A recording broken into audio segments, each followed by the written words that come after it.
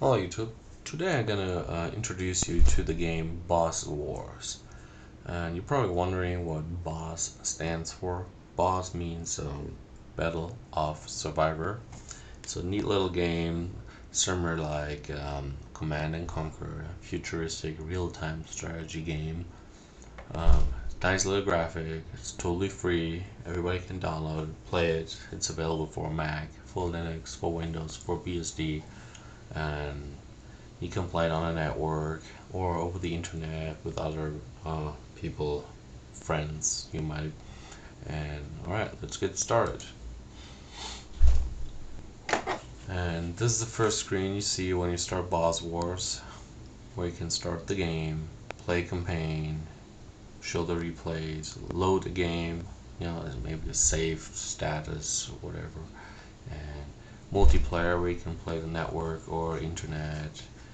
Here you can change options like for the video or for sound, language, game speed, and then you have the editor, the credits, and of course the exit button.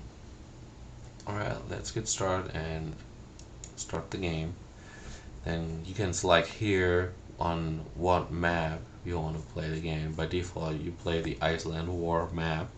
It's 64 by 64 for 2 players, and fog of war you can turn it on, turn it off, whatever you prefer. Then difficult level I recommend starting with easy, because the game is not that easy and use a lot of resources just to get a better feel for the game. And then let's go and start the game. Takes a little bit to load all the pictures and graphics and everything on the game, so let's wait a second here.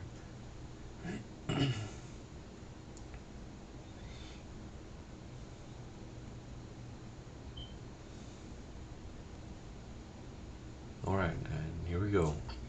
And that's where you start when you start playing that game. Let's start here on the bottom. This little guy here, it's an assault unit. Yes. You can move and stop and attack, set a patrol route, and stand ground. If you get an attack, he's not moving away. He stands there until he gets killed or wins. And then the next thing, that's our first building here, is a training camp where you can build new assault units, and we have here a grenadier and a bazoo and so on. And this next here is self-defense building.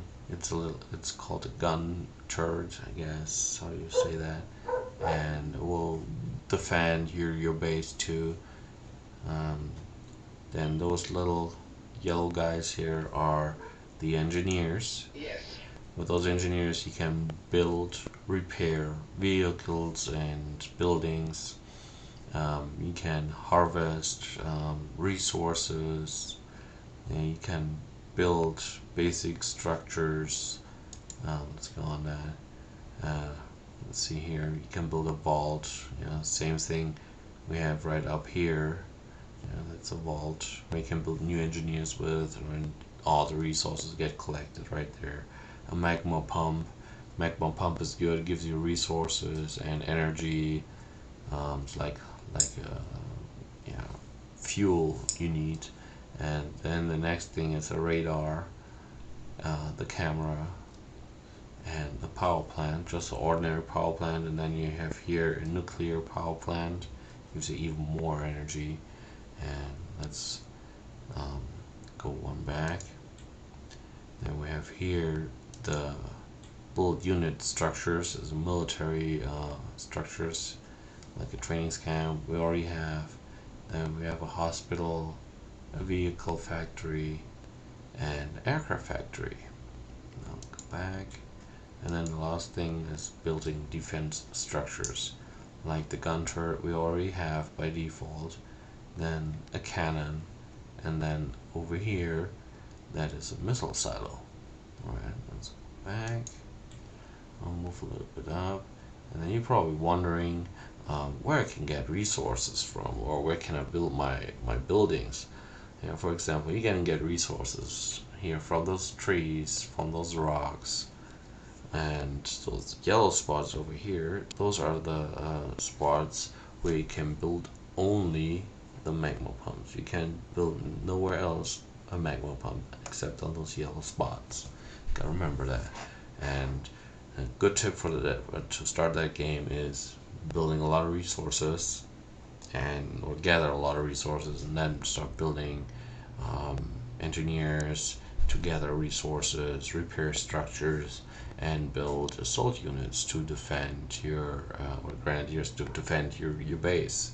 You gotta get attacked here pretty soon, and you gotta be ready. So yeah, I hope you like this little introduction on that game, and if so, please subscribe to my YouTube, and send me a comment on that introduction to that game, or questions. And also visit my blog website, where I post try to on a regular basis to post game reviews, or even simple things like what I just did, NS lookup tutorial, how to use NS lookup to query a mail exchanger. So